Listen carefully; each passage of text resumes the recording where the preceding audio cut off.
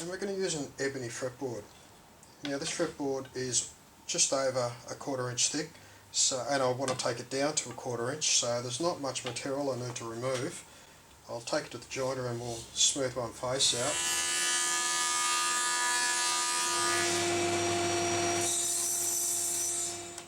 Alright, so that's all slotted. So we can take that off and we can attach it to this template now. We'll draw some lines down the back of this with the taper that we need, and then we'll cut it on the bandsaw. We'll attach it to this, we'll route it, and then we can think about the binding.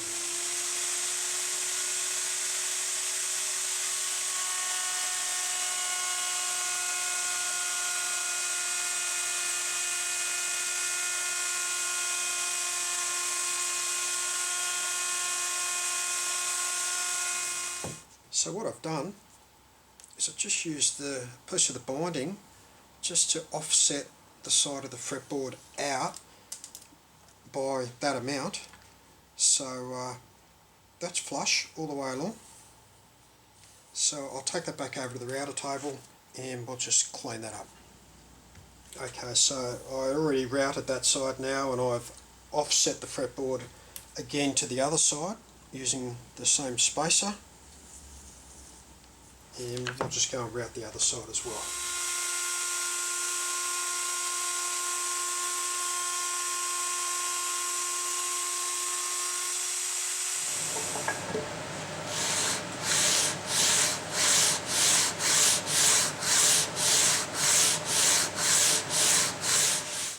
Alright, well that's done. That was hard work. That's radius to, it's a 12-inch radius on there, and we used 80 grit, so it's still a little bit rough, but certainly the radius is sanded all through. I'll go over it with some finer grits and just smooth it up and make it look nice. We are going to put some like Les Paul style trap inlays in here, so we'll do that next, and then we can bind it, and then the fretboard is virtually done. So we're going to route the trap inlays into the fretboard now. So I've got a little jig in front of me which simplifies the process. You can see I've got a template there, and that is the shape of the inlays that we're about to route into the fretboard. And I'm going to use a Dremel and a tiny little router bit, little StewMac router bit there, and just a StewMac routing base for the Dremel. Now it's not as simple as just using this template and then fitting them. There's still a reasonable amount of work needs to be done with a little scalpel to, you can't get into these corners perfectly, it rounds the corners on everything, so you need to get in and reintroduce those corners so the inlays will slot down properly. So I've got the inlays here. You can see that they're not particularly thick, and we've also got a radiused fretboard that curves like that. So we're going to cut a flat channel for this to sit in. So I want this to sit flush with the fretboard in the centre, and obviously the fretboard is going to taper down either side. But I want to make sure I get as much depth as I can on those sides in there so I don't sand the sides away. So what I'll do is I'll route the first position here, and I won't go very deep. I just will go, I'll go on the shallow side, and then I can slowly creep up on the thickness of this. Just keep test fitting it until I'm happy with the depth, and then I can continue to route the rest of them.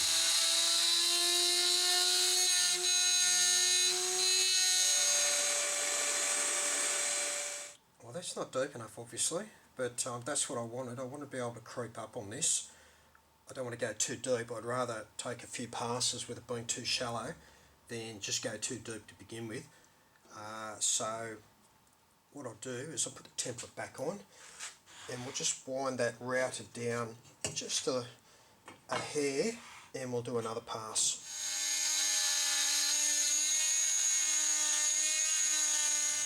Okay, that's feeling much better.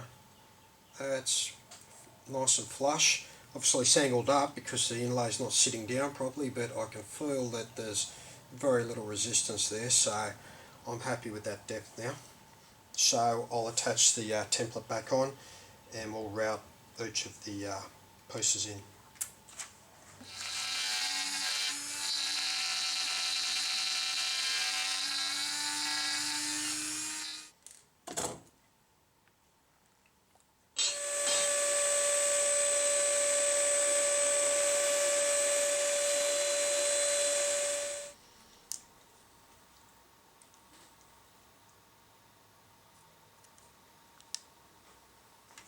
So when you're using the scalpel to create these corners here, a little visor set, a magnified visor like this is invaluable. I mean, it would, to me, my eyes are not the best, it would be impossible for me to do these properly unless I had a little set like that, and that's just a cheap set, they're $30. But the magnification they give you, and you put a good light over the top, and you can see really well.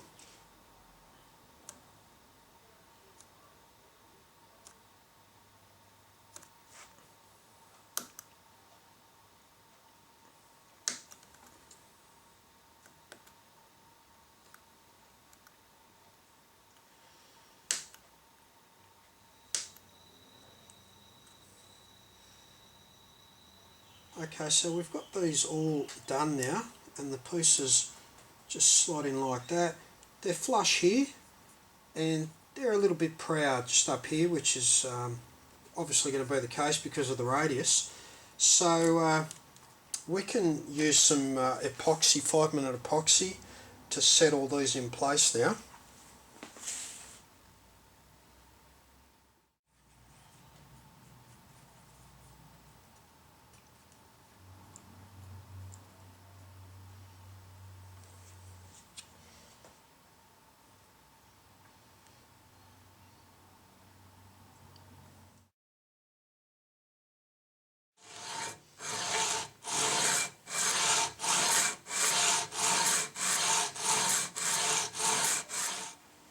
So that's our finished fretboard.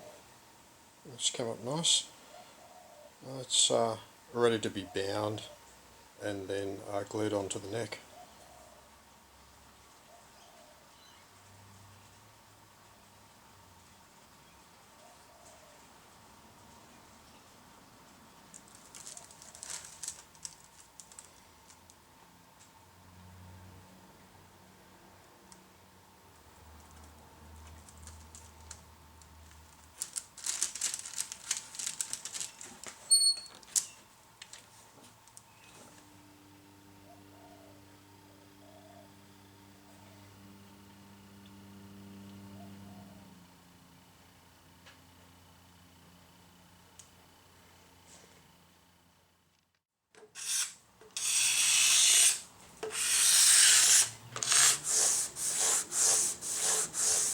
We just need to clean out the slots here.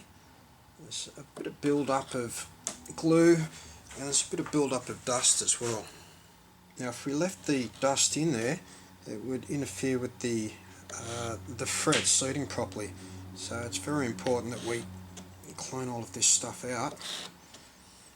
Okay, so you can get the glue out by just flipping this tool upside down, and you can lever it out like that.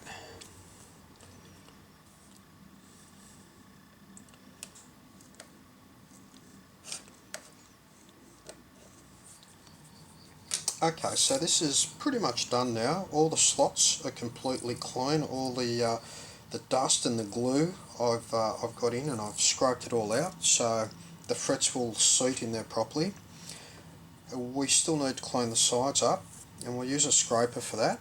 And we need to put the dot markers in as well. So we'll do that as well. Once we've got those in, we can fret it. We'll probably fret it, I think, before we put it on the neck. Doesn't really matter, it can be fretted afterwards, but I think we'll fret it. We've got a nice flat base for me to threaded against, so it's probably easier to do that now, and then we can glue that onto the neck. So I'm just measuring for the side markers. I'm just using my digital calipers to get a reading.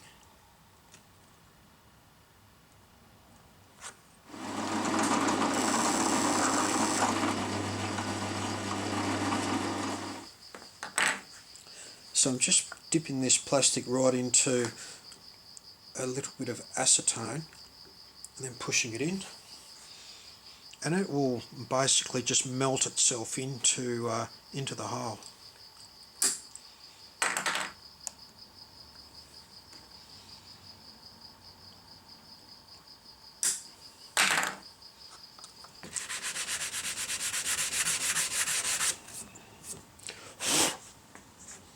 So we're just going to pre-radius the wire, and I've already cleaned it with some acetone. I've got all the grease off it. Okay, so the fret wire's radiused, and I've just cut it oversize, and like we did on the Stratocaster build, I'm going to cut the tang off on each side. Just put it into the tang nipper,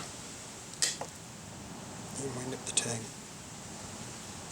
Do the same on the other side.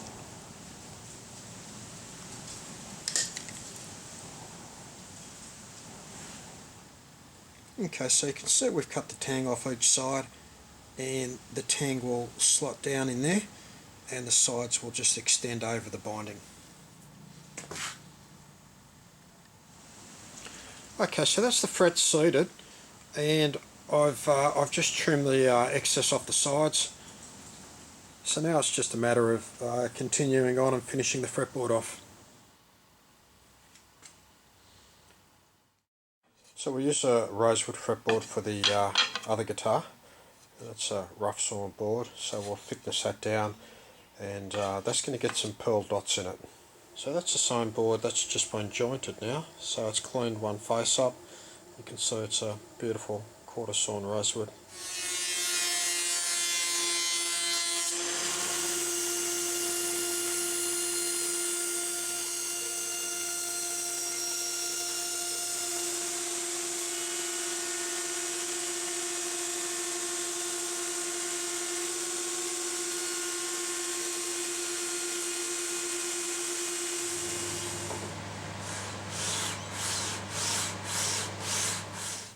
Alright, so there's a temporary nut in there. I've got a pin there and I've got a pin there, and I've just cut them off just a little bit proud of the surface. They're going to be our locking pins that stop the fretboard from slipping when there's glue on it as we clamp it down. And we just press it down with enough force that we get the indent from the pin in the back of the fretboard, and we've got one there, and we've got one there.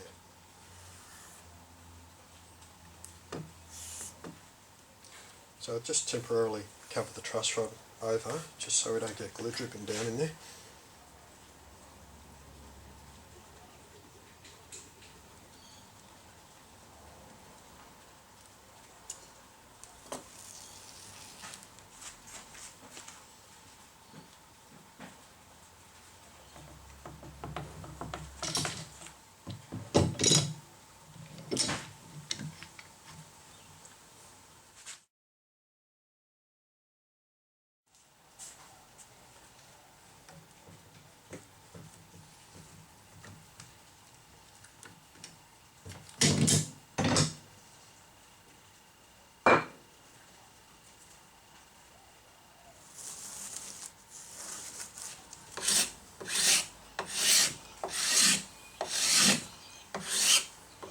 So we've got a really nice glue joint, nice and tight all the way along.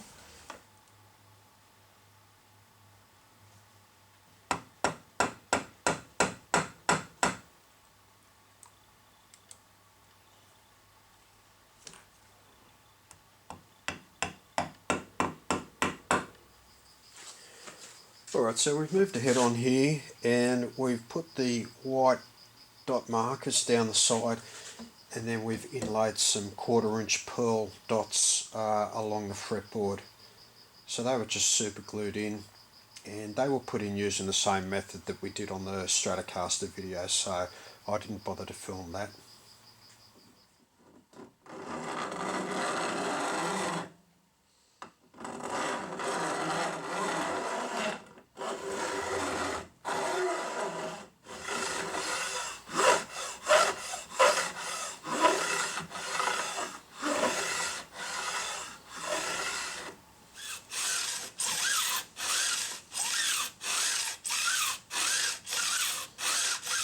Alright, so it's time to drill the tuner holes, and then we use something called a peg head bushing reamer.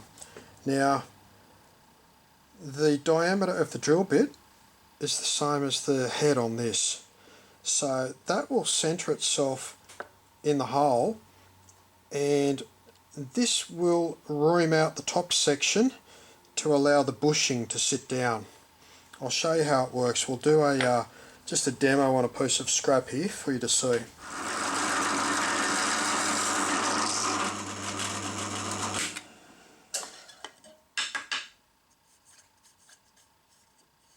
Okay, that's our initial hole. So that is going to centre itself with that hole, and then these blades on the outside are going to cut the access for the bushing to sit down.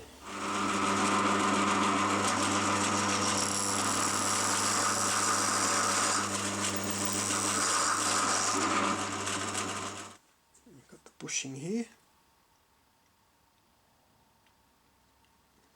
There we are, and that's a perfect fit. So we end up with a stepped hole. You've got the wider diameter at the top here, which is for the bushing, and then we've still got a smaller hole there, which is perfectly sized for the shaft of the tuner. So it's got some support; it doesn't move.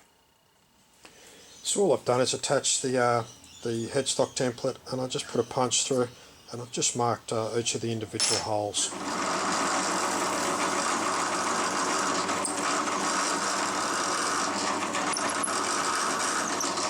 So this also acts as a depth stop, this little section here, this thinner section. So as we're plunging this down, once that hits the bottom of the hole, it won't cut any further, but it will cut far enough for the bushing to seat down.